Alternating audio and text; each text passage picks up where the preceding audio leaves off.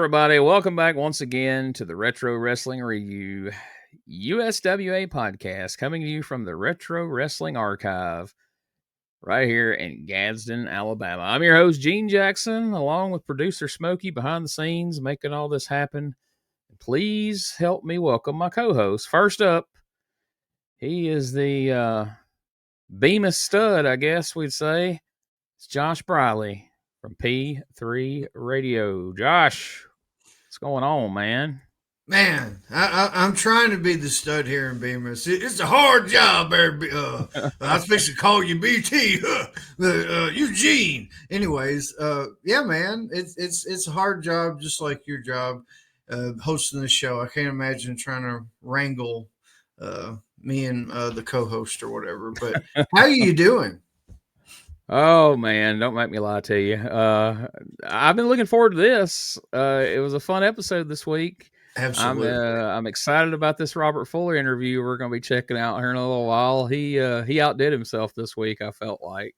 So and I was telling BT before we started recording that I wished one of y'all had a Texas hat, because I got in here. This was actually just by happenstance. I got in here and I'm like, oh God, I haven't kept my head shaved and it looks like shit. Do I have a hat? And I looked over there and the only cap in this entire room was a Tennessee hat. So I slapped that on. And then when BT came on, I was like, hey, that's perfect for the show this week. And I was like, oh yeah, I didn't really even think about that. I was like, man, we got to get at least one of y'all's got to have a Texas hat for this feud at some point. I'm gonna have to disappoint you. Hey, BT is the Texas guy. He's the Dallas Cowboy. There you go. We'll count that. Speaking of, it feels like something's missing. Definitely. Oh, that's right. Yeah, it's time to welcome our other co-host. He's the owner, founder, and president of STSpod.club, and he's Jonesboro, Arkansas's favorite resident. And we won't get into this. You have to check out Patreon. But he just may be competing with another Jonesboro resident real soon. We can't say how, why, but we can say where. But it's the one and only, spoiler alert, it's Brian Tramel. What's up, BT? Hey, get bug guys. Hey, Gene. Hey, Josh. My favorite host of P3 Radio, Josh, and my best friend of all time, Gene Jackson. I'm doing good, man. I've been up since 4:45. I had to slop the chickens and feed the pigs or something like that. I'm not sure. I can't remember. I thought you said you fed the chickens right now. I thought you said you fed the pigs chickens. Oh, yeah, that's what I did. I am also brought to you this week again by Jolly Royal Furniture. Remember, guys, you can open an account today or reopen an old account. I'm fired up and ready to go, guys. Well, all right. I guess there's no need to keep everybody waiting. Let's head back to April 27th, 1991. It's another episode of USWA Championship Wrestling in there. And we've got Dave Brown and Michael St. John are both here this week, even though this picture makes it look like Michael St. John's dozing off and Dave is judging the shit out of him. I was like, come on, dude, get it together. We got a big show in store, and I'm going to tease this match because when I heard it at the beginning of the show, I was pretty enthused about this because I realized this is a match I didn't know really ever happened, and it's a match I didn't know I wanted until I heard him tease it. This week, we're going to see Stunning Steve Austin go one-on-one with the fabulous one, Steve Gator Kern. And I don't know about you guys, but when I heard that, I thought, that might be a good one. What did you think? I was fired up, y'all. Yeah, I mean, yeah, I have this on tape, but yeah, like you, I don't remember this, so I was excited as well. I mean, you know how Steve Kern is, and I don't think Steve Austin's going to take any shit either. So I was excited. Yeah, I mean, he's still new in the game, but he ain't taking any shit. So the Tennessee and Texas feud is reaching a fever pitch. And things are starting to heat up here. In the opening match, we got Dr. Tom coming out, and he's rocking, I don't remember how long he had this jacket, but I don't know, it caught my eye this week. It's a really sharp jacket. Dave even made mention that Tom, quote, had a map of Texas on his warm-up jacket, which don't know if you really call that a map of Texas. It don't really show us any cities or streets or anything. That could be Texas. That could be like a jacked up looking clover leaf of some sort. But we're going to just a splat. It could just be or a just splat. a big silver splotch like the one on Dusty Rhodes' belly. But anyway, we'll call it Texas for the purposes of this for this show. But there's a new wrinkle this week as Tom Pritchard comes out. Of course, Tojo's with him, but man, all of a sudden, Tom is a lot more I'm blanked out Animated? the word. Animated. He's more just vicious. And Tojo, who's really just been kind of standing in the corner with the aluminum foil briefcase, he's very vocal this week, and he's shouting out instructions for Tom, and Tom's chopping the shit out of poor Chris Frazier. He's laying it in. I mean, he's getting rough on our old buddy here, Chris Frazier. And I'll tell you what, rather than just talk about it and show pictures, let's see a clip of this match, and then we'll hear a little bit from Dr. Tom afterwards. Texas. Under the rules, of course, he does not. He has to just count to 3, and if it breaks the pin, he breaks the pin. Slingshot suplex. This ought to do it. Here comes Tojo. Tojo coming. Did he pull him up again? He did. Yeah, Tojo Yamamoto getting involved. Yeah, he's up on the apron. He's not supposed to be there. Referee trying to get him back down. Oh, look at Pritchard. He's getting that object on his boot. He's got some kind of metal toe object. Oh! Did you hear that? You can hear that all the way over here. Frazier's got to be out after that one. 1, 2, 3. Ridiculous is what it is. We saw what you put on that boot there. We saw you load it up. I don't want to talk about what I got to do to put on my boot, because you just saw not only can I wrestle, but I can fight, I can brawl, I can do it all. The fact of the matter is, you're looking at a Texas stud. And while all those people are patting you on the back, and all those people are telling you just how great you are, Robert Fuller, remember this. There's not a whole lot of distance between a big pat on the back and a kick in the pants.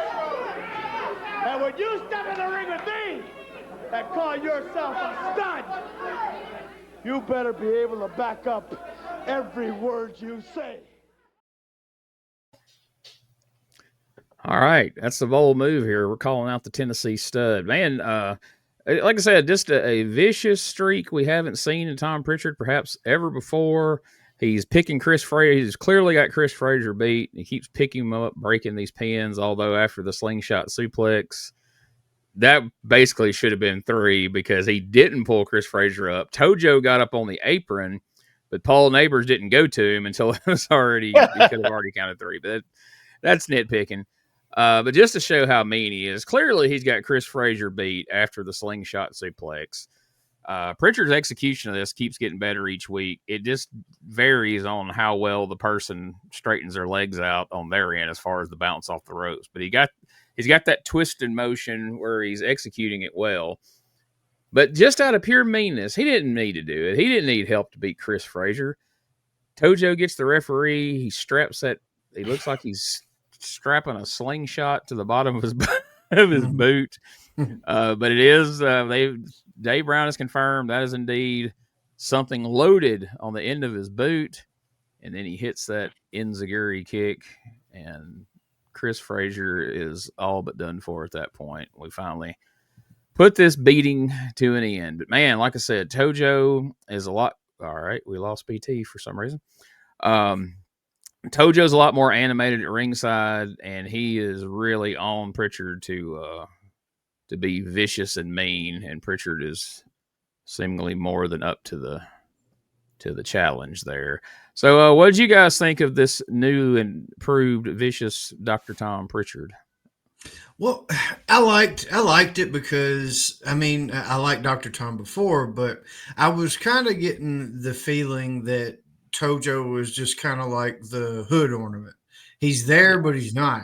But this kind of gives Tojo a purpose, because even Dave and Michael St. John are putting over Tojo's chops, and he's probably showed him a thing or two and all this shit. So he's trying to tie in to Tojo has purpose. He's instructing Dr. Tom to be more vicious. And just like with Eric Embry a few weeks ago, it's the same bullshit where he's making you hate him more by the slingshot suplex. You're right. It should have been done, but he's such a piece of shit, that Texas piece of shit, that he had to pull him up and put the loaded boot. And I loved how Dave and Michael St. John both put that over. Did you hear that?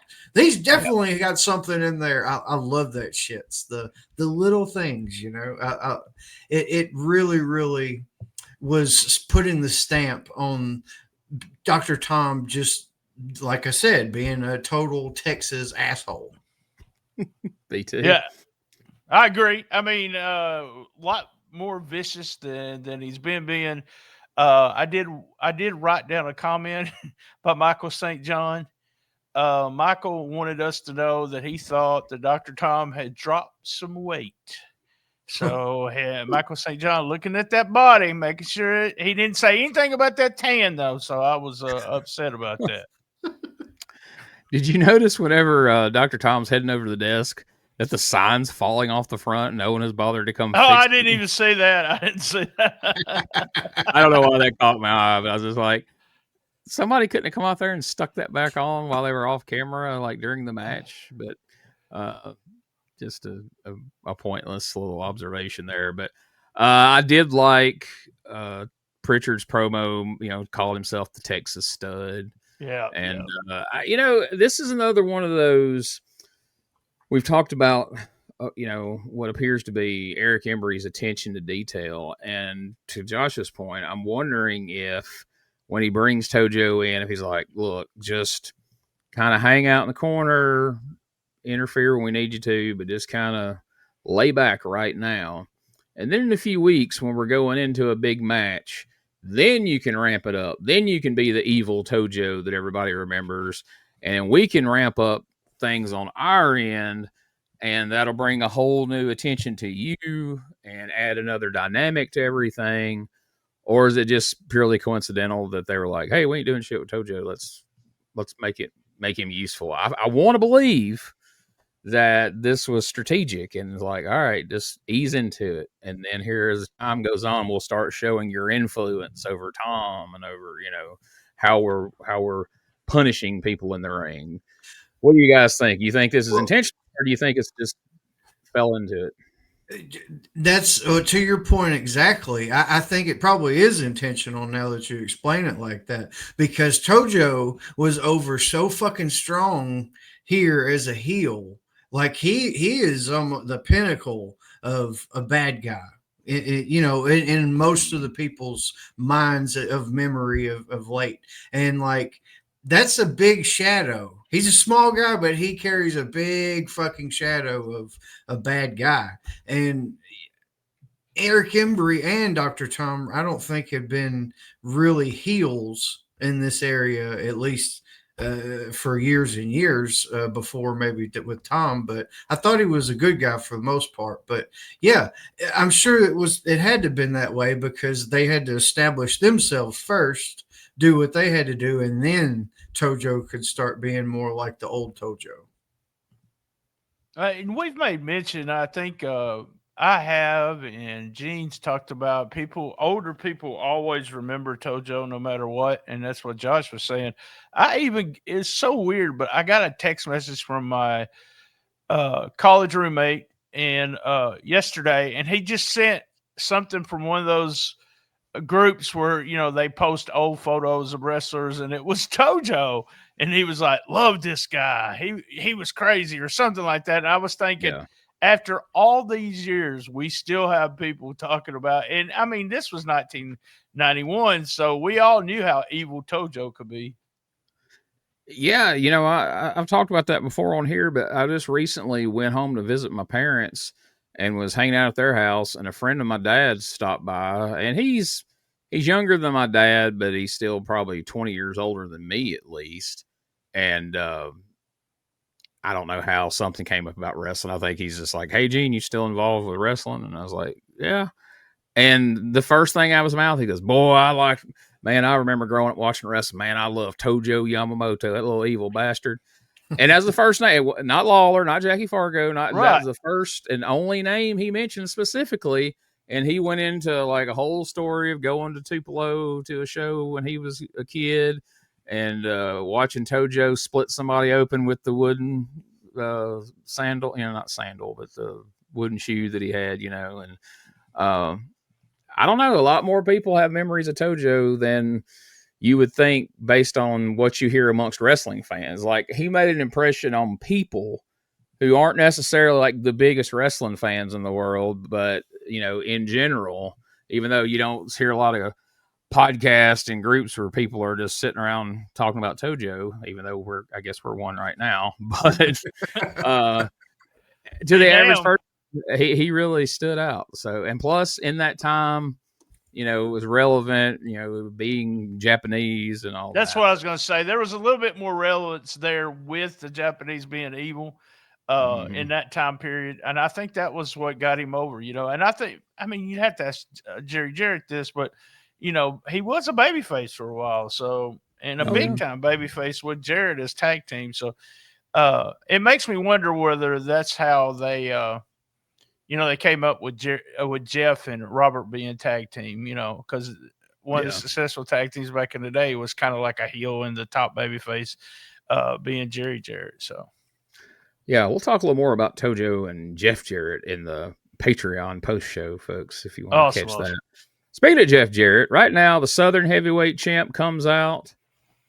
He's getting ready to take on El Grande Pistolero. So for a long time there, we were only seeing El Grande Pistolero via vignettes, but he's been here in the studio recently.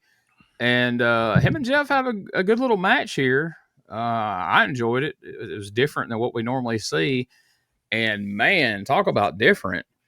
Jeff hits a flying body press off the top rope and wins the match without anyone from Texas interfering. I guess just because Pistolero is not directly linked to the Texas crew, right. They let him get the win. But I was shocked because as soon as the bell rings and the match gets going, I was like, "Hey man, this is a pretty good match we got going here." And just a shame that there won't be a finish. As soon as Jeff gets things going his way, of course these guys are going to run in, and then the 1, 2, 3 happened. I was like, holy shit, we just saw a match to completion here. And Jeff was excited. This guy was excited. They had a whole hand slapping moment over there. Check that dude out. That guy right there, if you could just mold one guy for 1991 in this area, that is that guy. That's what you get. Yes, that's Whitey Jenkins in 1991, I feel like. Right there. Got them Stone Wars jeans on. That's right. I seen that. I'm like, God, I gotta at least get a screenshot of that if I don't clip it. That is a wrestling fan right there, rolled into one person. But anyway, dude, before you step off of that, Gypsy fucking Joe hit a front flip off the top rope. A swanton, yeah, he did. He is, but he has got to be close to 60 years old at this point. Yes, has to be. He did. I started to put a clip in, but I got a few other clips that are relevant to other things, and I didn't do it. And almost was anybody had us just watch the whole that? match. Was anybody using that kind of move back then? Not in our neck of the woods. I don't think so either. I was like, wait, he just did the swanton. Like Josh said, he missed it, but I was like, wait. And then I'm sure because Jeff's like, because I'm sure when he said it, if he called it beforehand or if he said, I'm going Jeff up. was like, ha ha, no. Not today, pal. I was telling BT off air, I watched this show, and then I watched like this best of Jeff Jarrett 4-hour compilation on YouTube yesterday. And I didn't realize until just recently, it didn't click with me that the only person in wrestling that says pal more than Vince McMahon is Jeff Jarrett. Like if you start, once you hear that, you can't not notice it in his promos.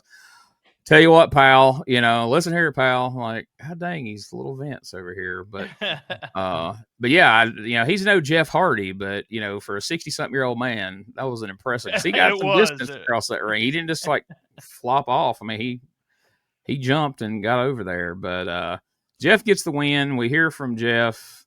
They're using the nice-looking Southern Heavyweight title right now, which I'm a big fan of after that big, dinner platter monstrosity that they show up with in 1993 at some point when that belt apparently went away, I guess. But Jeff cuts a passionate promo defending the honor of Tennessee. He hypes up the Texas Brawl. He talks about his singles match he's got coming up with Steve Austin. And, he says, you bring a chain, I'll bring a chain.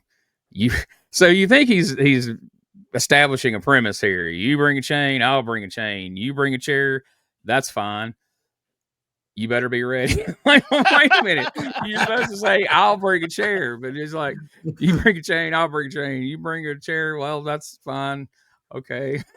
I was like, that felt like kind of like a Randy Hales moment there for some reason. Like maybe he wrote that. But the Texas Brawl is going to be a 10-man tag team, come as you are street fight, it sounds like. So that's going to be a doozy. Dave, they throw to a video package kind of explaining what the Texas Brawl is with, chains and chairs and trash cans. There's no rules. And we go to a segment where Eric Embry is in Texas. He's not here in the studio this week. I think this is the first time since he's been booking that we don't have him live in the studio.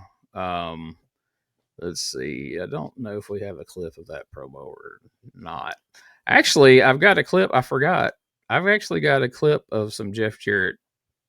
I don't know if we got a clip of the match or if it's just the promo, because I hadn't put a Jeff Jarrett promo in a while. I thought, well, let's hear from Jeff, because we've been hearing a lot from Embry and Pritchard. So let's check this out real quick. You've got a big match coming up this week, and the belt is going to be on the line. That's exactly right, Dave. When you're the Southern Heavyweight Champion, everybody's shooting for you. Eddie Gilbert made a challenge to me, and I've accepted. Tom Pritchard made many challenges. And now you, stunning Steve Austin, you're going to make the challenge. Well, pal, I just got this to tell you. I worked long and hard to be the Southern Heavyweight Champion. That's what I've always dreamed of since I was a little kid. And you're not going to take this belt away from me very easy. Because I have to fight. That's exactly what I'll do. I'll fight. You want to bring a chain? I'll bring a chain. You want to bring a chair? Well, that's fine. But I know one thing. You're going to have to do an awful lot to take this Southern Heavyweight title away from me. And what I really want to talk about, talking about chairs and chains and boots and, yeah, Coke bottles and baseball bats. That's exactly what you can bring to the ring this week in the Texas Brawl. The rules of this match are, there are no rules. You can wear anything, carry anything to the ring. It doesn't matter. So Eric Embry, Tom Pritchard, Steve Austin, and the Texas Hangman, you boys better get ready, because I've got 4 guys on my side. Oh, and brother, I would hate to be facing this team, because it consists of Nightmare Danny Davis, Superstar Bill Dundee, Hot Stuff Eddie Gilbert, that's right, and the Tennessee stud Robert Fuller. And I know him better than anybody. He doesn't care. He goes into a point beyond just wrestling and beyond just fighting. Yep, Robert Fuller, you might call him a little psycho, because he doesn't care. He'll break your head open. It doesn't matter. He'll break your head open, guys. He's a psycho. I think a lot of people probably assume that it started with Double J, but I saw promos on this compilation last night from '87 when he's like a year in. He's doing that stuff back then. So that's just a Jeff Jarrett thing. I have a feeling he does that just in everyday life, apparently. They got to let these guys go back there and sit down for a bit before they go straight to these promos. Quit pulling these guys from especially a match like with, Gypsy Joe, and then you got to come straight over and try to cut this promo. Bless his heart to be winded. Like, you got the whole show. Let him come out and after taking a break. But anyway, like I said, we go to the Dallas Sportatorium. We get a promo from Eric Embry, and he's bragging about he's going to be introducing Miss Texas this week, and he mocks the toothless pig farmers' wives in Tennessee, and he's retired Jerry Lawler. He reminds us he's retired Jerry Lawler. He's going to retire Eddie Gilbert, and if Eddie Gilbert's fat old man was around, he'd put him out too. So it's a good thing he wasn't in the studio and said that, because I got a feeling Eddie would have come out just as hot as he was when he pile drove John Gilliam off the second rope for making reference to his father. But Dave Brown is well, first of all, take a look at this. There's a couple of screenshots from that promo. We're going to be using that one for something, I'm sure, for a while. But Dave makes sure to call BS on saying that he retired Lawler. He's just on medical leave. For insurance purposes, that's what we're saying. And then he also calls bullshit on Embry's story about the chain match. So we're going to see a clip here from the chain match last Monday night. And, well, just take a look. Wraps the chain around it, wraps it around Gilbert's neck, and is just holding him up with a chain, firing away on that busted open head. Embry goes to fire him in. Gilbert stops him with the foot and reverses it. Wraps the chain right around his neck, fires in a big right.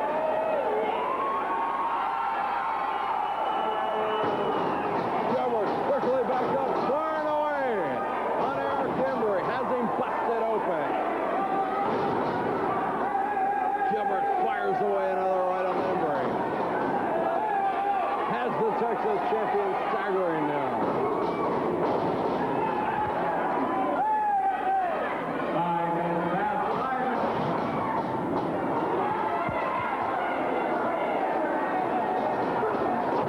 Gilbert catches Embry, puts him down with a chain clothesline. Russian chain match. But Embry ducks. Down goes referee Paul Neighbors. Gilbert wraps the chain around his fist again. But Gilbert going to the turnbuckles, tagging him. The referee still down. Not able to sit. Gilbert just tagged all four turnbuckles. But look out. Eric Embry sprays a green mist in the eyes of Hot Stuff Eddie Gilbert. Puts Gilbert down on the canvas, rolling around, rubbing his eyes. Embry tagging the turnbuckles. Referee Paul Neighbors trying to get up, sees Embry tagging him, calls for the bell to be rung. After Embry just sprayed Gilbert with that mist.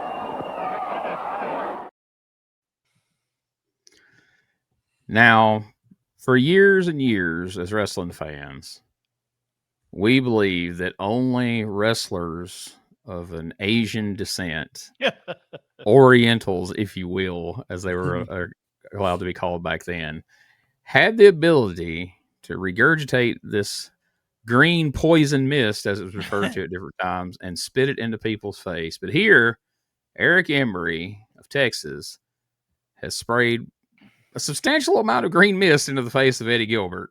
So I don't know where he learned it, how he managed to pull that off, but look at poor Eddie. He's covered in blood and green mist. You commented earlier about Tojo's influence on Dr. Tom. Maybe that Oriental secret was revealed to Eric Embry. Ancient Chinese secret. No, Japanese secret. Well, yeah, I'm just like, hey, I got a Patreon tease. I got a story about a Ninja Mist. Okay. There we go. Yeah, there we go. Patreon, y'all got to pay for the Ninja Mist story. Two Ninja Mist stories. So I feel like I almost picture a Mr. Miyagi Danielson situation, where they're out behind the sportatorium and Tojo's like, oh, dig deep down, Eric-san. Deep down. You'll have to pull the mist from deep in your guts. Spray it right. And he bashes him with the fucking kendo stick. Exactly. First, he sprayed blue mist. No. Oh! And then he sprayed yellow mist. And then somehow he mixed them around in here. Yellow and blue make green, I heard in an old sandwich bag commercial one time. And then this one, finally, he gets the, oh, yes, Alexander, very good, very good. You're the best around. And here he is, taking out poor Eddie Gilbert in a chain match, and casually. Used to, in WCW and different places, you had to drag the person with you. But in this small ring at the Pipkin building, you can just casually walk and tap each corner, because that's what Eddie had just done previous to getting misted in the face. And then luckily, Paul Neighbors was up just in time to see Eric walk around, tag the corners, and he's the winner of the Texas. Or I'm sorry, no, we didn't even call it Texas. We referred to it as a Russian chain match. Let's make sure we get that right. By the way, 2 weeks in a row, we've had mention of Max Andrews again, too. Eric Embry is putting that Max Andrews gimmick in his promos and stuff. But someone else does it again later on. I can't remember who it was. But, yeah, Max becomes a figure in Memphis Wrestling again for some reason. Yeah, he does. Yeah, that's a story. I guess at some point we'll talk about Max Andrews at some point. But, we'll wait till he gets a little more involved. So then we get a promo from Eddie Gilbert. I was going to clip this promo, but then I remembered there's a one later that he's a little more heated about, so I saved it. But there was a couple of really good lines in this one. He's got his New York Mets T-shirt on again, which just, I don't know, feels weird that Eddie Gilbert's a Mets fan just because, but. He's got his blue outfit on. I think the probably the line of the promo, you guys correct me if I'm wrong, is when Eddie says the ugliest girl in Tennessee looks a whole lot better than the prettiest girl in Texas. I don't know that I agree with that.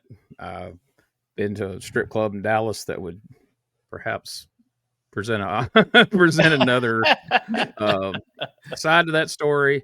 And he also at one point says, you can beat me down, you can make me bleed, because I like bleeding, Eric.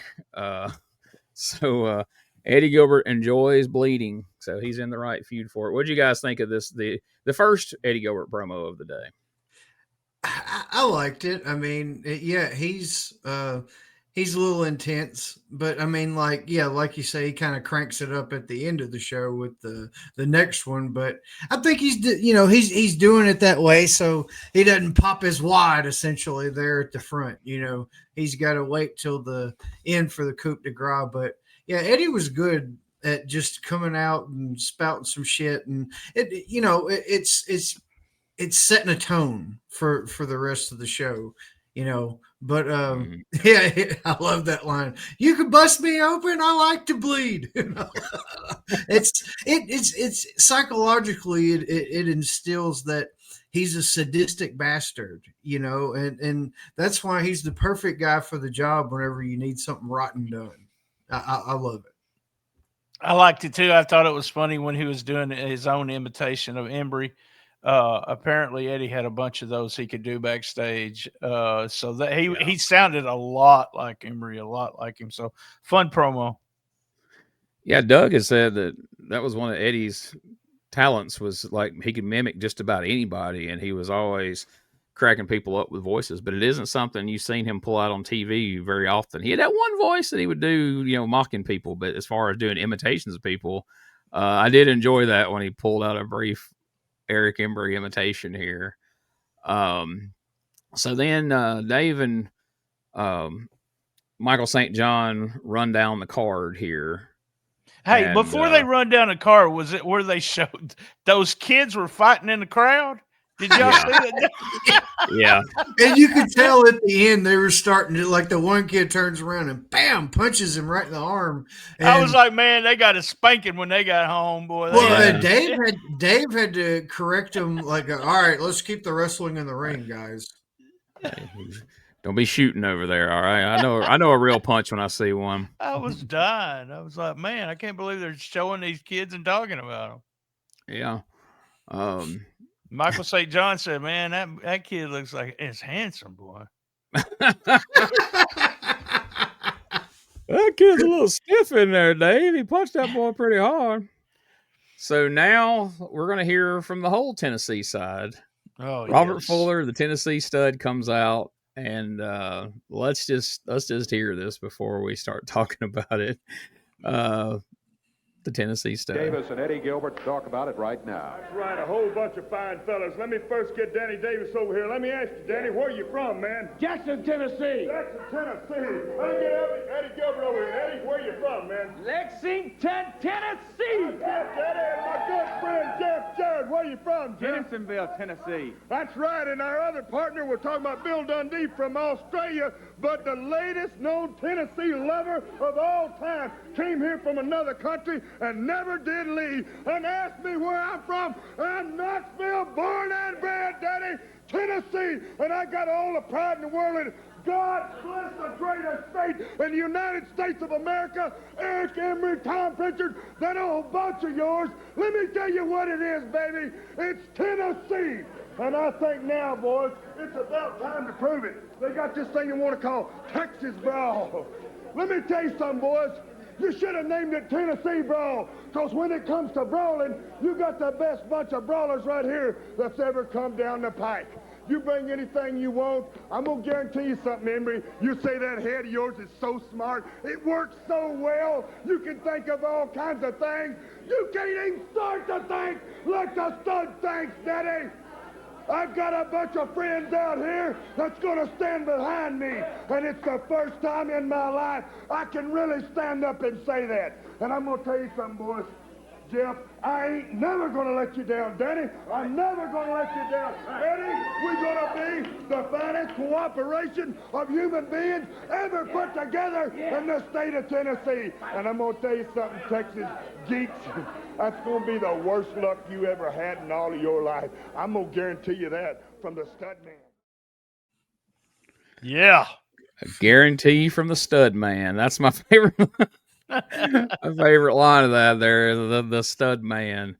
Man, I just love how Robert Fuller can go from just 0 to 100 just like that. Like, he's coming out, he's talking kind of in his normal voice, and then he starts shouting about Tennessee, has a roll call where everybody was at. And I was thinking as he is asking each one, I'm like, well, what's going to happen when you get to Dundee? But then he's like, hey, coming from another country, he came to Tennessee and he never left. I'm like, all right, good point. You win that round for sure. He covered that, yeah. Yeah, so, man, they definitely feel like the right team to be out here defending. What do we think about Uncle Danny's star this week? Is that a sitting in the dressing room one? You know, the little leg on the bottom leg on the right side, that's unacceptable. That's a little big in it. That's a definite Camaro star. Car star rate. It's definite car star. That's what I'm thinking. But that sweatshirt, dude, or whatever that sweatshirt that man that is quite the 1990s look there, boy. Hell yeah, he's got that on. He's got his jeans tucked into his cowboy boots. He is ready for a Texas brawl without a doubt, as is Eddie with his turnbuckle there that he's bringing with him, apparently. Yeah, he must have stowed that on the way to the interview. I love Robert Fuller as babyface, y'all. I am such a mark for this guy. He's just so big, too. He's so much bigger than everybody else. That's what she said. Yeah. Literally. Well, in every aspect of that term. Yeah, there was something said about maybe it was Dr. Tom said in his interview he has to prove he's a Tennessee or prove he's a stud or something. I was like, yeah, Robert can prove it real quick. Come on up here to the urinal with me, boy.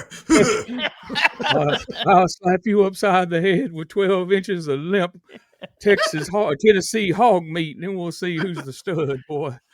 Yeah, stud ain't backing down from that challenge. That's why I say it's a bold choice for Tom Pritchard to go out there and call himself the Texas stud, because there's a lot Robert Fuller can come back with. But there's rumors that Pritchard could hold his own. I don't know about with Robert Fuller, but there's some stories about old Dr. Tom out there that he ain't got anything to be ashamed of, so they say. So I guess maybe that's how they decided who was going to square off with Robert in the single match this week. It's like, what you got? Tom's like, let's go. Dr. Tom Piper, I'm ready to play this game. What do you think I have to wear a kilt on? So match number 3 of the show. Here we are, Stunning Steve Austin taking on Steve Keirn, and it's a technically sound match. Starting out, Austin, and I remember noticing this years ago as a kid, and even like in WCW, he had this weird way of like when he would throw a punch, he would squat down and like had his whole body moved. I can't really describe it. But if you watch one of his matches with that in mind, you'll know exactly what I'm talking about, because he kind of squatted and it was like this weird whole body movement with every punch, and there was and he got his stomp in there at the same time too. He grew out of that eventually, but in these early days, I noticed it more so even than I noticed it in WCW in like 92, 93 era there. We had a pretty good little wrestling match going, and then we get the expected run in, and we're not going to watch the whole match, but let's see what happens once the Texas Hangmen get involved here in this great singles wrestling match we had going on. And Keirn in a whale of trouble because it's 3-on-1. 3 against 1. Steve Keirn still battling, but vastly outnumbered by 3 big guys. Keirn being pulled to the floor by one of the hangmen. They're battling right in front of us here at the table. Both of the hangmen working over Steve Keirn. They came out of nowhere, and for what reason, Dave? I don't know. I don't understand it. Keirn and Austin had a good match going. Oh, no! Pile driver. Right on the floor, a pile driver. And Keirn is out. Here comes the Tennessee Stud. Robert Fuller comes to the aid of Steve Keirn, and Fuller is going to town. First on Austin, then on the hangman. Look out, Tom Pritchard is out here. He's loaded that boot up. He's got that boot loaded up, Dave. Yeah, I thought he was going after Keirn, but he went after Fuller. He went after Fuller. He just nailed Fuller with that super kick. Yeah. Now, pulling off an enziguri in a fight on the floor is easier said than done. You know what I mean? Like, as a kid, like the first time I really saw that move is when Bad News was using like a variation of it.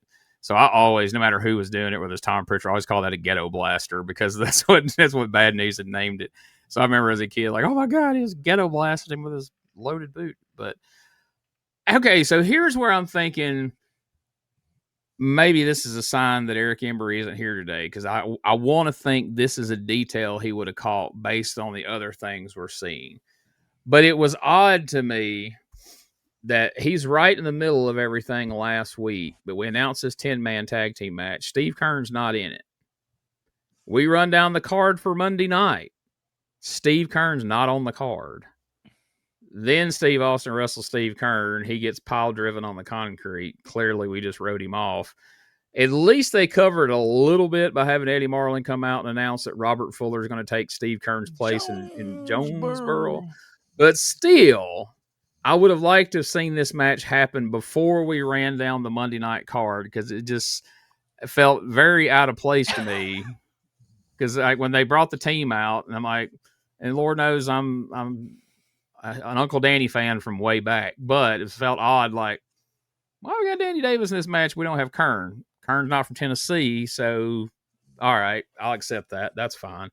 But then when he's not on the card for Monday night, I was like, that seems fishy. And then he gets pile driven on the floor. But then again, if you look at Monday night's card, it's simply 5 singles matches of the people that are going to be in the 10-man tag. So we're trying to save some money on the card Monday night, clearly. But I don't know. What did you guys think of this match? And did any of the things I just mentioned cross your mind or bother you, or am I just being way too picky? Well, yeah, I mean, at first, because of the previous Monday night team battle or whatever, you would think Keirn would come back for some more. But if you listen to the promo the Saturday before, you would think he didn't even want to be in the match in the first place. He wants to be in Florida getting his tan on. So I could understand that you'd want to throw Uncle Danny in there, because he's, been super aggressive the past few weeks without that title, and he's from Tennessee. So yeah, it makes sense to me.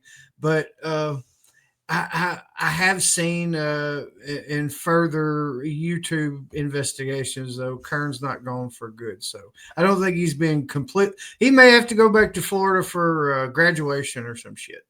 Yeah.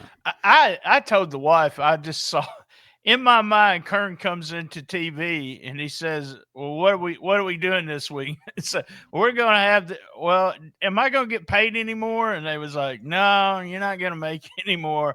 And Kern says, I'm going back to Florida after I get through with TV. Won't y'all just, knock me out of here, get me out of here.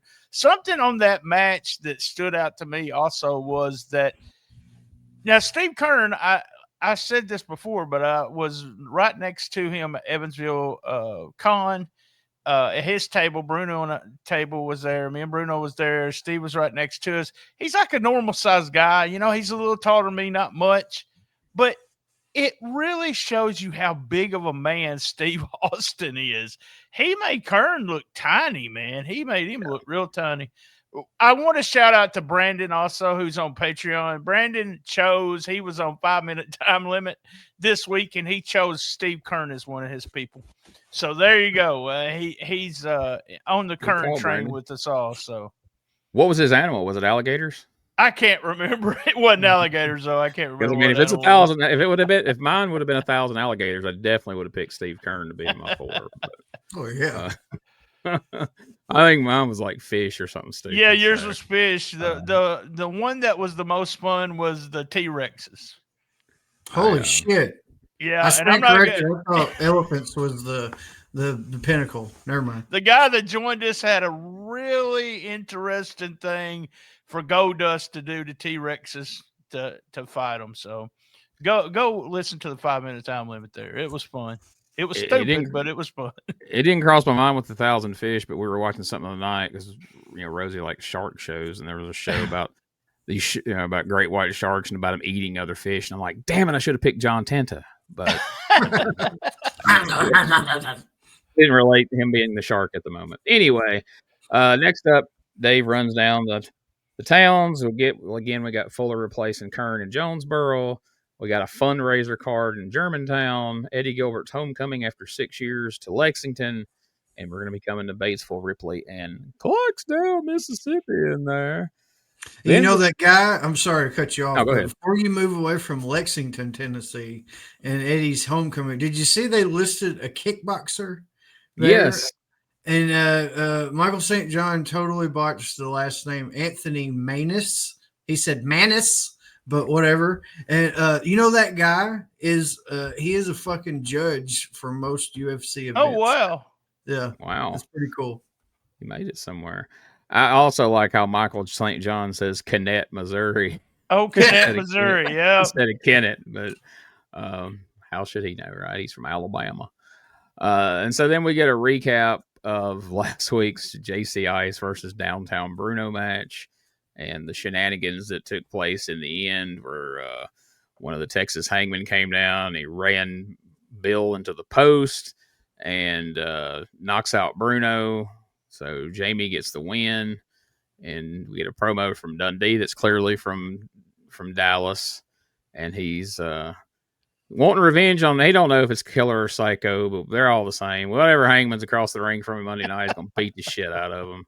And Jamie's got his little mask on. He's going to rip the mask off, pull his pants down, and spank him because that's pretty much the theme every week. Every week, Bill promises to give Jamie the spanking he should have gave him back when he was younger. And I believe that will be our last look at Downtown Bruno for a while also. Yeah, Embry finally got his way and got Bruno out of there, at least as a manager. I love the fact that turning back up as a ref. I love the fact that Bill put over the point that when Jamie puts on the Texas hangman mask, he thinks he's from Texas. I love that shit. See, that furthers the idea of if you replace Tojo with Jamie, you could have had him with the 10-gallon hat. Oh, I'm so glad you pointed that out. Like right now, I'm from Tennessee, but watch this. Texas. How's it go? How you all do that thing with your fingers? Oh man. And did you notice as well in the footage? It was the yellow Texas Hangman. Yes, I noticed that. I made a note. They're back with the Red Bull shit on TV this week again. When that clip came up, the first one of the tag match, and I was like, oh, Josh is gonna be so excited they got the yellow gear on this week. And I thought, well, surely they'll wear it into the studio. Here they come in the red. I was like, damn it, what are we doing? But yeah, so main event, and this was another one I didn't mention it at the top of the show because I kind of had a feeling how things were going to play out. But Eddie Gilbert and Danny Davis against the Texas Hangman is definitely a match that I was excited to hear. So, at the top of the show, like, all right, Steve Keirn, Steve Austin, Eddie Gilbert, Danny Davis against Texas Hangman. We got 2 good matches. Not a chance in hell we get a finish. But we did get a finish in the Jarrett and Pistolero match. But we got exactly what we expected in the next 2 as it deteriorates into a wild brawl. And as Dave so unsubtly kept pointing out, it was a preview of what the Texas brawl might be like Monday night, folks. Look at this clusterfuck in here. Wouldn't you want to see this in person in the fine, small, what's the word we keep using for intimate? Setting. Wouldn't you like to be intimate in the middle of a Texas brawl here? Come on down Monday night. Hey, they mentioned Max Andrews in this main event, and I felt sorry for Danny, Josh. He got all the heat on him. Gilbert got to get a hot tag, and then they went to the finish with all the guys jumping in. I was like, damn, Danny just came in. They got a bunch of arm twist shine is what I wrote. And then they started the heat on Danny. And I was like, damn, Danny didn't get to do nothing but do an arm twist and get his ass beat. I was like, shit. They twisted and shouted like a motherfucker in the beginning of this match. Yeah, they did. They did. But I bet that was fun for them. So, God, arm twist shine sounds like it needs to be a T-shirt or something. I'm gonna remember that for future. Or it seems like it's like the name of like a apparel brand or something like that. Collar and elbow or whatever the fuck it is. Or yeah, collar. This is arm twist shine. Yeah. Corner sponsored by Arm Twist Shine. I love it. Sergeant O'Reilly, who we didn't see this week, by the way, which felt odd. I guess they didn't need anybody to take a big backdrop this week, so maybe next week. So after somebody's backdropping today, I got to get this shit in. After the initial run in of the first fall of our expiration of time match, and Lawler's out, so we're kind of putting Eddie Gilbert into that position, and today has felt like Lawler because Eddie comes out, he cuts the one promo by himself, then he's out for the 5-man promo, and now he's out, but this time he's bringing it in hot for Monday night to sell those tickets. So let's check out this promo and how, he come out earlier with the sunglasses and the T-shirt. He was a little fired up, but he wasn't a lot fired up. He's making jokes about the ugly women in Texas, but now he's fucking pissed. Yeah, Eddie. Dave, listen. Week in and week out, we have come out here, Memphis, Tennessee television. It all started with that big fat slob from Texas, Eric Embry. When the chips are down, when they're on their table, when you know you're going toe-to-toe, fist-to-fist, well, you don't show up today. All you do is send these ugly Texas stooges of yours here to Memphis. Well, brother, you're the yellow dog of Texas. You're a coward. You have no guts at all. And I want to tell you one more thing. Our Secretary of State, James Baker, is going to the Middle East right now, and he's trying to unify. He's trying to have peace talks with everybody. Well, you're looking at the instigator here of peace plans and peace talks. And from now on, boys, I'm telling you this, wake up. I'm the master of sneak attacks. And my boys, Jeff Jarrett, and the Tennessee stud Robert Fuller, Danny Davis, and Bill Dundee, they're going to beat you to the punch next time. Good stuff. He called me a what? So again, kind of like when he did the perfect fired up promo 2 weeks ago, and then we get to the Chef Boyardee line, I kind of felt like that here. Like he's hitting on the perfect fired up go home promo. You can't work in the Secretary of State into a promo and keep your yeah, you can. Keep your Eddie edge. Gilbert did. You lose your edge a little bit there when you work that in. Still a great promo, but I just thought that was funny. Like, why are we shoehorning the Secretary of State into this fucking promo, dude? But well, we know that him and Lawler at least both think that Eric Embry is a fat slob because they are working that into promos right and left.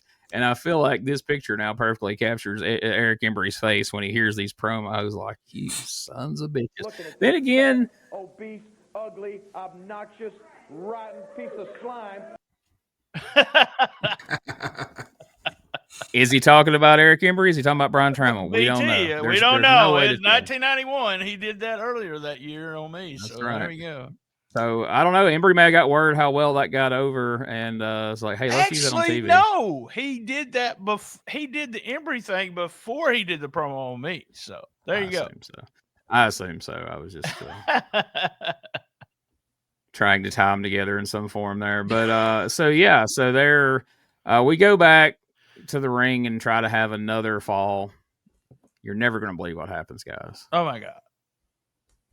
They run in and shit breaks loose again. But where no one was prepared to come out and help the first time it happened, these guys were all over it this time. And that's one thing that I guess there's just no way around if you're wanting to give guys a chance to get heat.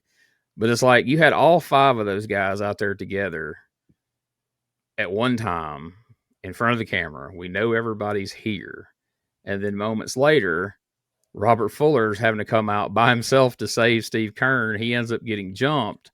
And then it's a little while before the guys come out to, even the odds. And it's like, how does this keep happening in the studio? How do we know everyone's here, present and accounted for, but then somebody gets their ass whipped for several minutes before they finally come save? I mean, I know you got to let the guys get their heat, but I feel like, well, let's get the heat before you play all your cards and show that everybody's here hanging out. But I guess it's just one of those things we all just have to agree to not mention. Yeah, maybe the door's stiff or something. They can't get the handle. That's it. Yeah. Going. They're playing cards. They got to get the hand in. So, hey, that's a good one too. Probably true to life. Yeah, I mean, if it's good enough for Andre, it's good enough for the Tennessee gang here in Memphis. But all right, well, let's take our podcast commercial break, and then we'll come back. We'll hear what the card is for Monday night, and then we'll see what you guys thought about the show.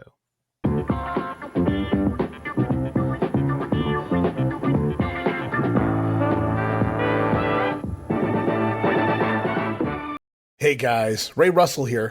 Lots of new stuff happening here at WrestleCopia.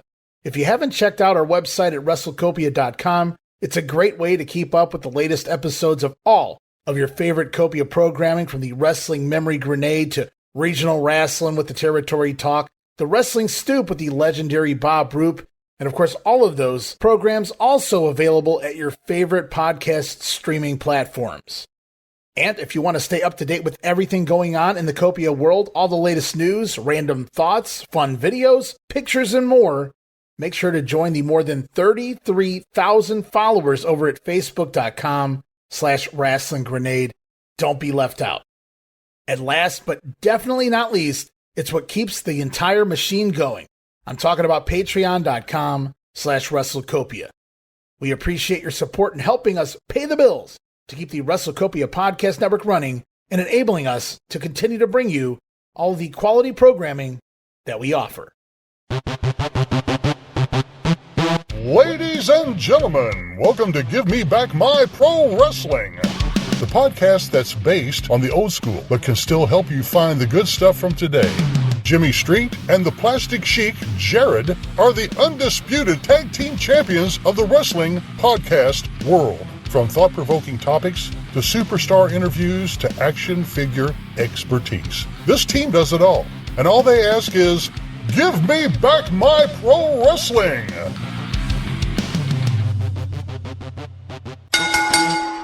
Every other Thursday, wherever you listen to podcasts.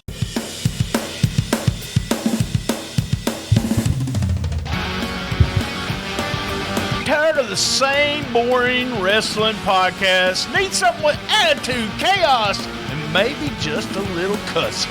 That's STSpod.club, and we got it all covered. We've got wrestling weirdness with WTF News Desk, 5-minute time limit, and the Southern Fried Brain of me, BT, steering the whole ship.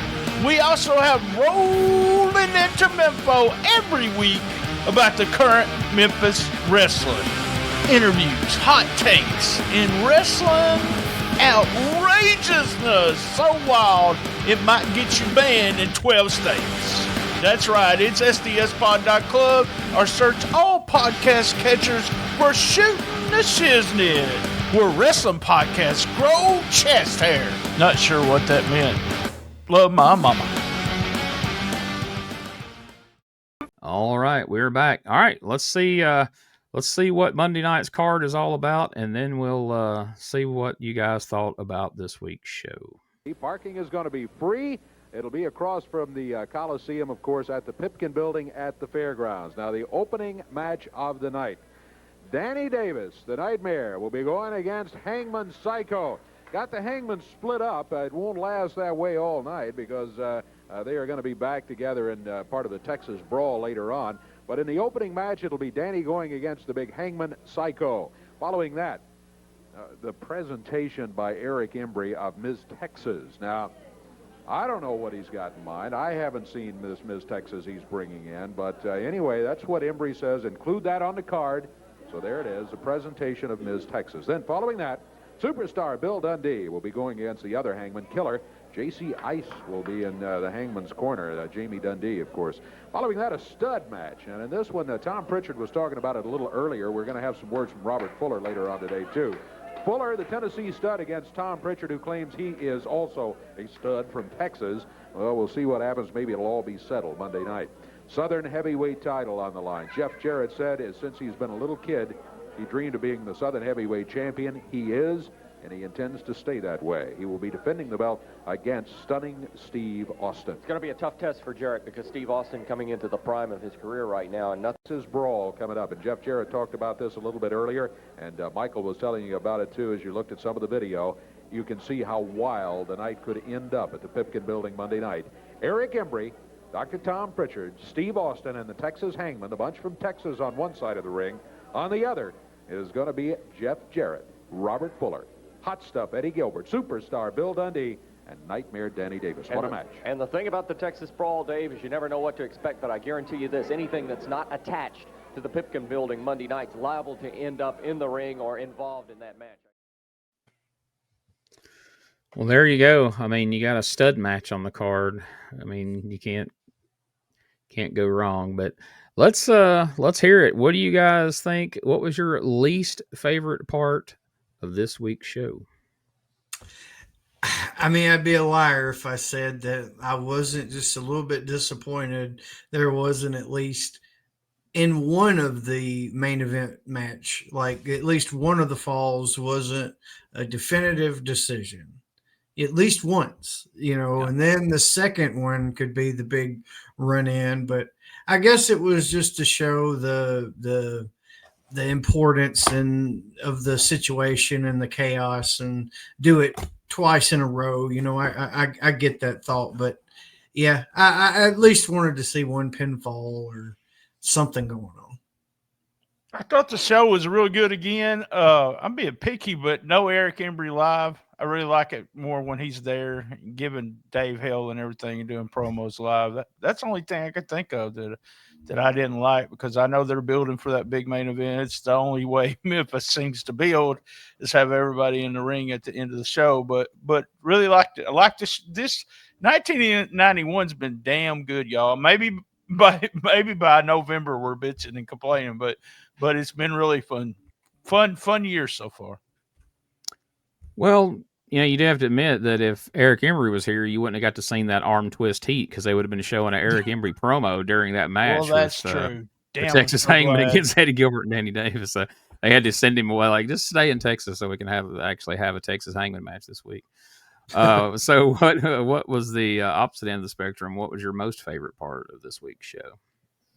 I mean, this one, as weird as it is, probably, but at this point in time, I guess, I'm 8 years old. And for whatever reason, like one of my core memories is from this show. It's the Robert Fuller roll call, and Uncle Danny going up there and shouting out our hometown. I thought that was really cool at the time, and I still do. And, just announcing where all the Tennessee boys were from and stuff. That's just a really special moment to me as a kid, and remembering back, it's really, really good memory. And, it was the first time Uncle Danny was kind of, he's come in for the save and stuff to kind of back the fellow Tennesseans, but he's in an official match, Tennessee versus Texas. So he's officially plugged in my mind at this point. I love it. My favorite part had to be that Robert Fuller promo, man. I love that. Just like Josh said, it's right there. Everybody saying where they're from, and really smart idea. Fun. And the thing with Dundee, I thought was hilarious, saying that he's from Australia. They actually said that, but Fuller just when he's on the screen, that's all you want to look at. Really, he's just. You think about Fuller being so successful in the South, and in Knoxville, in the area, and always being. But man, you can see why he was so successful when you see promos like this. Yeah, I'm definitely agreeing with that. That promo did it for me. But something else that kind of, I don't know why exactly, but in the first couple of weeks, it's like, all right, will Robert Fuller turn? Sure, he's a Tennessee guy, but then he's also, a cowboy by nature. He's also seemingly a born heel, it feels like. So, like, will he or won't he? I don't know. Eddie Gilbert, he seems pretty bought in, but you never know. He's subject to turn on a dime. But something about this week and this promo, it felt like it removed all the doubt from me. Seeing them all out there together and pointing out they're all from Tennessee and they're all fighting for the same thing and they all hate these pricks. It kind of took that off the table and was like, man, this feels like a team. They feel like everybody's unified now, and this is going to be the week where they finally put these Texas guys in their place. And so, he had his arm around Jeff too. That made me think he's a babyface. So that's right. At the time, like I said, I had seen Robert Fuller shortly as a babyface in Continental, but not a whole lot. But as good as he is as a heel promo, he cuts a very convincing babyface promo as well. And I think that was definitely showcased here also. So, and the fact that he was first one to come out there to save wherever everybody else was at, where they were playing cards or having a circle jerk or whatever, Robert Fuller is the first one out there to try to save Steve Keirn. So that was impressive too. So, I guess by now in 91, this is almost becoming a useless question, but I'm going to ask anyway. Would you guys buy a ticket to go see the Texas Brawl Monday night? 100%. I'm there. Yeah. Just if you could just have that one match, with the way that they've been building this thing, I would have went just for the one match. I agree. I'd be there too. I'm gonna have to go. I'm gonna have to go again because this feud is something I'd be interested in. Also, I'm really digging the Pipkin building. So let's head over to it. April 29th, 1991, the Pipkin building, Memphis, Tennessee. Opening match: Nightmare Danny Davis and Psycho of the Texas Hangman fight to a time limit draw. In the second match, Superstar Bill Dundee defeats Killer of the Texas Hangman, assuming he's got Jamie with him. In the third match, Robert Fuller and Dr. Tom Pritchard fight to a double disqualification. Jeff Jarrett successfully defends the Southern Heavyweight title, defeating Steve Austin. Eddie Gilbert and Eric Embry fight to a double disqualification. And then in the big 10-man Texas brawl, and after this, I'm going to pitch it to BT. I'm hoping he has some insight from the Observer. I didn't really look at it this week because we're kind of letting that be BT's thing since he's the dirt sheet guy. In the Texas brawl, Eric Embry, Steve Austin, and the Texas Hangman, along with Tom Pritchard, defeated Robert Fuller, Bill Dundee, Nightmare Danny Davis, Jeff Jarrett, and Hot Stuff Eddie Gilbert. Is there any details in the Observer this week? Is anything telling us what exactly went down there? 700 people, so it's about a half of what was there last week. It said that the Embry-Eddie Gilbert match ended and Eddie was injured after the match. So when the match started, it was actually 5-on-4. And we see that in the clips when you see Eddie come in at the very end. He's got tape on his head. The Observer said that was a chain match. That wasn't a chain match, was it? Well, see, I think they must have had a rematch or something, because this says, I didn't read it because I thought surely this isn't right. It says chain match, double disqualification. Eddie Gilbert. Yeah. But see, last week they did the same thing. Eddie got the green mist. Missed and got injured and didn't come out. What you're talking about is the clip from last week's show. Oh, I am. But he did the same thing. Yeah. They had a similar kind of Texas brawl, and Eddie shows up at the end. Yeah. So I'm curious to know what happened in this match. Surely to God they didn't do the Eddie gets hurt and shows up in the end deal. But according to this, however it played out, the Texas crew went over again, which is kind of surprising. I had some other notes from Observer I thought was interested. Last Saturday in Nashville, they had 500 people. And it was just the regular matches like Kernan Dundee against Hangman, Ice Baby Pin, Night Train, and we forget to mention that Night Train's gone also. But I thought it was interesting. The best match on the card, who went to Nashville on this night sent in stars. So they were doing the stars, and the best match was Jarrett and Fuller they beat Pritchard and Austin in 20 minutes when Jarrett hit Austin with Tojo's briefcase. And then they made note that Danny Davis, he won the title on 423 in Louisville, as we talked about last week, but they recognized it throughout the circuit. So they didn't switch it back and forth. They recognized it. And the night before this show, the night before, Lawler was in Dallas. There was 583 people, and he won the Texas title. But they probably won't say anything on TV about it. The other guys that were there that ended up coming, I guess they got on that bus that everybody talks about. Danny Davis, Jeff Jarrett, Robert Fuller, Steve Austin, Tom Pritchard, the Hangman, and Pistolero were all in Dallas the night before this, and they drove to Memphis to do the TV tapings. So crazy, crazy stuff. Also in the Observer was during this time period, Jarrett had an auto accident in Jackson that Sunday afternoon, which would have been the day after this taping. Ended up with both cars, Jarrett's car and the car, they burst into flames.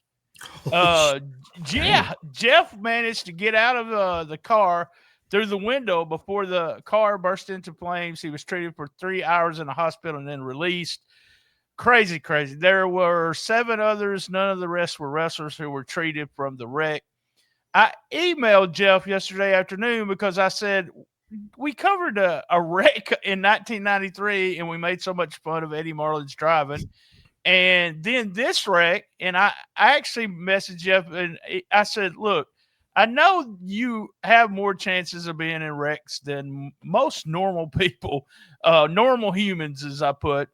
And I asked him, he said he had 3 major ones, which was the one with Eddie, the one in Jackson where the car turned in flames. But he said in 1989, him, Billy Travis, Dundee, Skandar Akbar, it was on ice in eastern Oklahoma. And he said, only by the grace of God did I survive any of them. So just crazy. Because, I mean, 3 major accidents like that, and he almost came out of them just beat up a little bit, sore a little bit. So, good job. And final note, Tony Anthony and Doug Gilbert were in Puerto Rico, and Dave reports they'll be coming back to USWA. Spoiler alert. Nice. All right. Well, that's cool.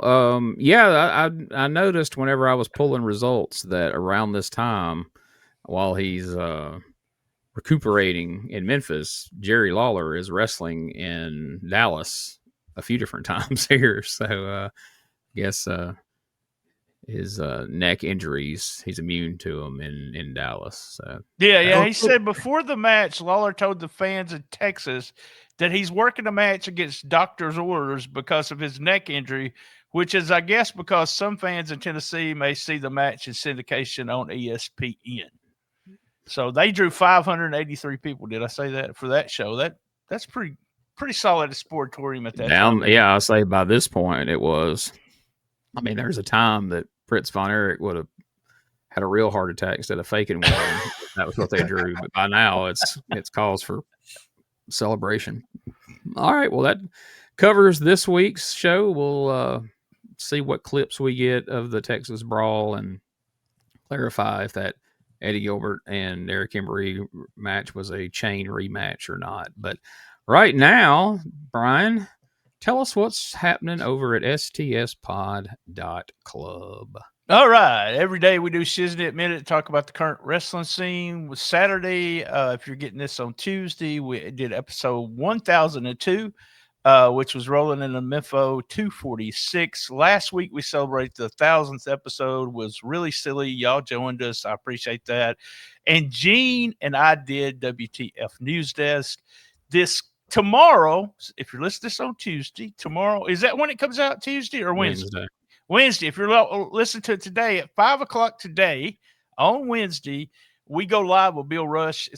If you're on Patreon, you can already listen to it, but it will be on all the feeds with the live stream and also on the main feed. That's pretty much what's going on. Rest of the month, I call it a lot month. November is always a lot month. In the last 2 weeks, I don't do anything except rolling into Mempho.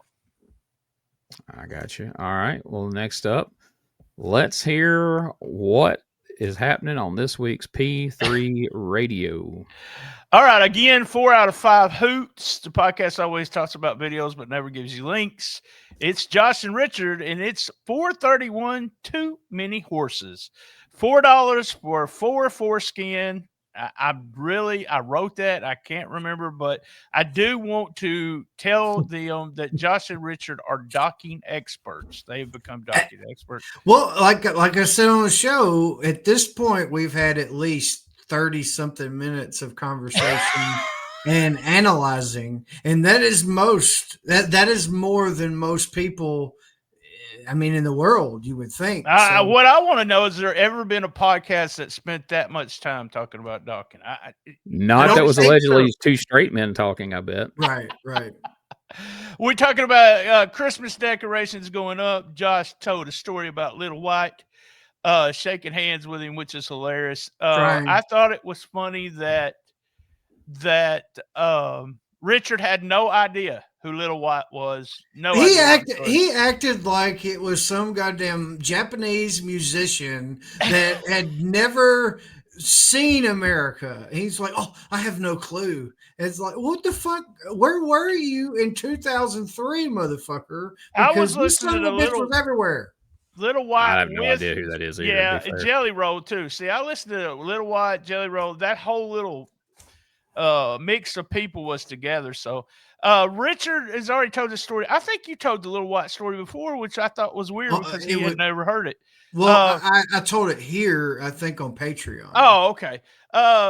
Richard met Jay Okerson. Big J. Is that Okerson? Is that his last name?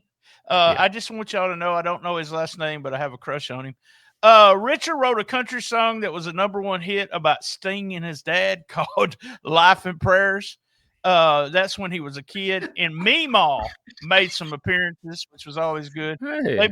They both talked about herpes sticking around longer than they thought it would. There was a good song coming back from commercial break, which would have been their second strike on YouTube. Richard talks cable TV prices and how to get football and WWE with some bundles. Promo code ST. No. He also talked about bootleg IPTV, which that's the second time he's told that story, I think. The tabs was Richard talks football, divorce, and big dicks. We had road sign thieves. We had a store owner that said he's going to whoop the hell out of somebody that thieves. And he kept doing his hands like this right here. He have his hands up, and we go whoop the hell out of him. He would be my CEO. Yeah, he's gonna whoop the hell out of him. And then the woman that played in the original movie Lassie died. The one that played the mom, and June believe it or Lockhart. not, Timmy is still alive.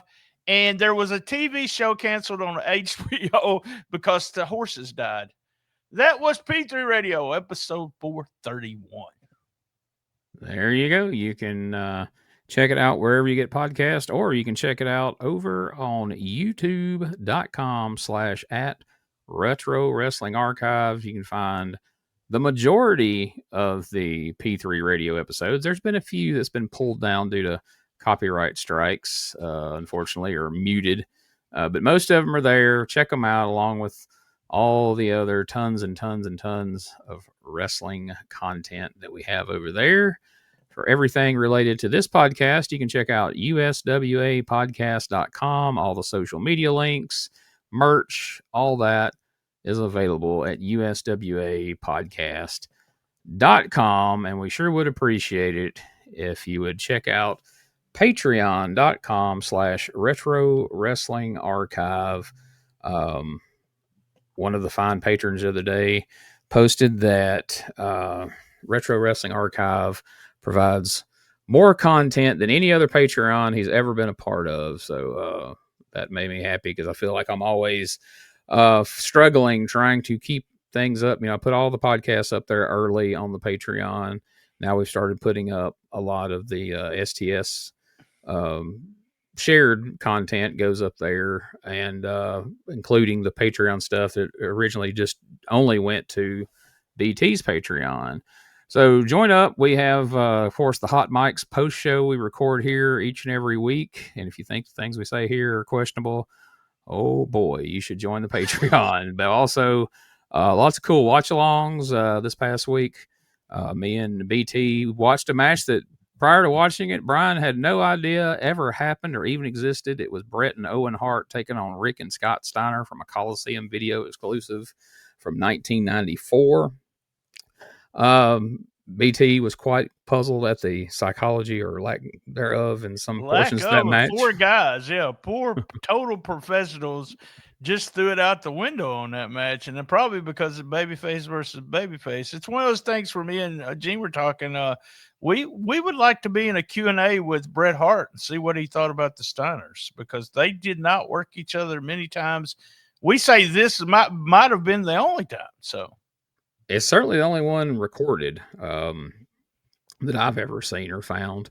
Also coming up this week over on the Patreon, me and my buddy Bob Anderson, at his request, watched Starrcade 91 this past week.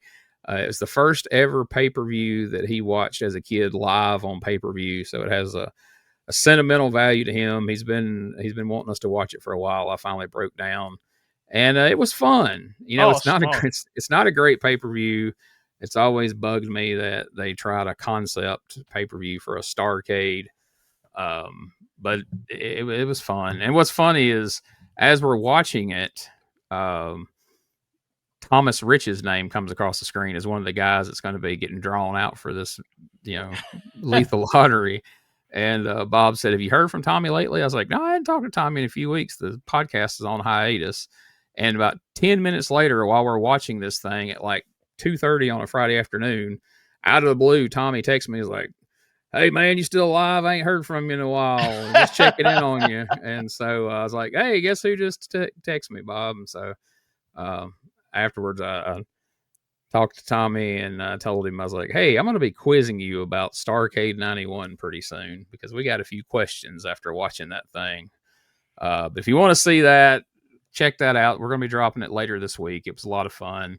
We're going to be doing some more stuff like that as we move along. And me and BT's got some more stuff in the works. And as life slows down maybe a little bit for Josh in the winter, maybe we can get Josh to jump in on the watch along or two along the way. Maybe even get Richard to tag in. We find something we can have fun with. But that's going to do it for this week, folks. So we appreciate you joining us. If you would, check out substack.com /at Retro Wrestling Archive. Putting up all the podcasts are coming through there now, the audio versions of all my podcasts and the podcasts that me and BT do together and work together on, as well as I've been putting up some articles over there. I've had some extra time, so I've been doing some research and writing some things. Put one up last week about Don Carson. That's a guy you don't hear a lot about or read a lot about, but he's a very interesting guy. And if you want to learn more about him, go to my Substack. Check that out. Check out my one on Norvell Austin, Jackie Fargo, Bobby Davis. I'm proud of those. The people who have been messaging me, appreciate your feedback. Glad you're liking them. I'm going to keep them coming. Anything else, guys, before we sign off? Love my mama. All right. We'll see you next week for more Retro Wrestling Review USWA podcast.